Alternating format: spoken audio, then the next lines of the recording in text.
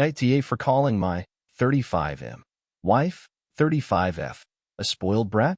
My wife, 35F, and I, 35M, have been together for 10 years, married 5. We grew up completely different. She's the only child of a surgeon father. Her mother died when she was 2, and it was her and her father for most of her life. He remarried when she was 17. He's wealthy, sent her to private school, paid for her college, and when we met a decade ago, he was still paying her rent, even though she had a solid job.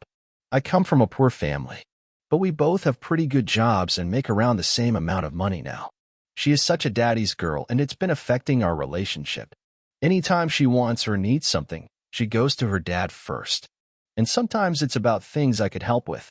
I work in tech, and back when we started dating, she was starting grad school, and she asked her dad, "What laptop should I get?" I told her I actually work in the field, which she already knew, and could easily answer that and get her what she needs, and she just kind of shrugged. Okay, fine. These little things have happened throughout the last decade. But there have been bigger issues recently. Last year, she decided she needs a new car. I disagreed. Her car is fine, and she works from home and barely drives. She was adamant, though. About a month later, she tells me she's getting a new car. I told her we need to make these decisions together, and we share finances, and this is a major purchase. She says, "Oh, my dad is buying it. He said we can just sell mine and get some extra money." I told her it's kind of ridiculous to ask her dad to buy her a brand new car when she has a perfectly good one, and we don't need it anyways. She got upset and said it's not that big of a deal and her dad doesn't mind, and that the car wasn't that expensive anyways. She said I'm overreacting and that it's okay for her dad to do nice things for her. She got a brand new 2022 car completely paid for by her dad, and we sold her old one. Now, we are buying a new house. We finally narrowed it down to 2 options. We were discussing it last week, and my wife says, "Oh, I don't think House A is good. My dad said he think we could do a lot better in our budget." Before she talked to her dad, she loved House A. So, I got a bit frustrated and said it didn't matter what her dad thought because this is our family's home and he won't be living there. She got angry. We started arguing. We both said mean things.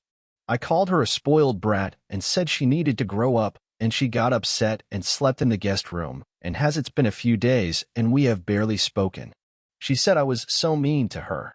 Update: I did not expect this to get so much traction. This was mostly a late-night stream of consciousness, and I realize I left a lot out, of course. I did apologize to my wife for the name calling, and we both agreed we have some issues to work through. Here's some more info for context and to answer some questions I've seen asked. 1. We could have afforded the car on our own. We do well for ourselves. I was not worried about not being able to afford it. I just did not understand the rationale of buying a brand new car when you have a perfectly good one. Her old car wasn't even that old. It was a 2019 and had pretty much all of the same features her new one has. It didn't make sense to me.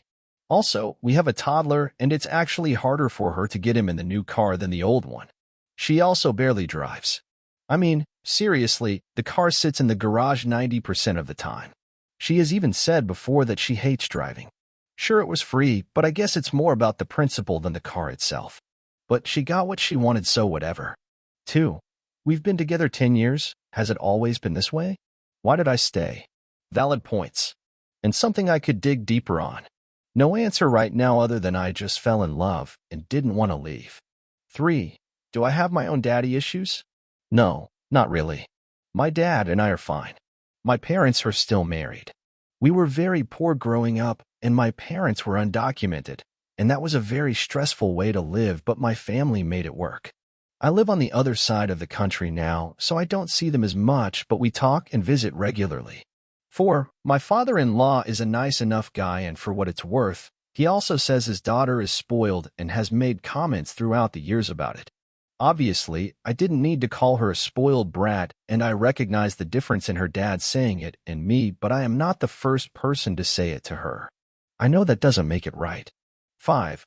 I recognize I have my own issues due to poverty, trauma, and all of that.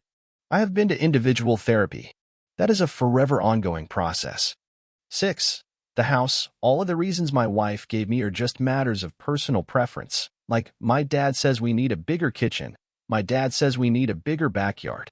He is also convinced we will have more children even though we said we so not want any more, so he also said we need more rooms for more kids. Nothing about safety of the house, the price, etc. Just things he personally doesn't like or would have different in his home. Also, we've been looking for over a year, and he has given his thoughts many times throughout the year. So, I'm not saying she shouldn't ask him for advice. Also, no, he would not be paying for any of the house. 7. My wife has never been to any type of counseling in her life. When I suggested grief counseling for her after I started my own, she looked at me like I said something ridiculous. Her family is very skeptical about therapy. So, I'm not sure if I will get her to do marriage counseling, but we will talk about this further. 8. Finally, my wife is a funny, creative, and beautiful woman. She's a great mom. She makes everyone laugh. I do love her despite what the post may make some of you believe.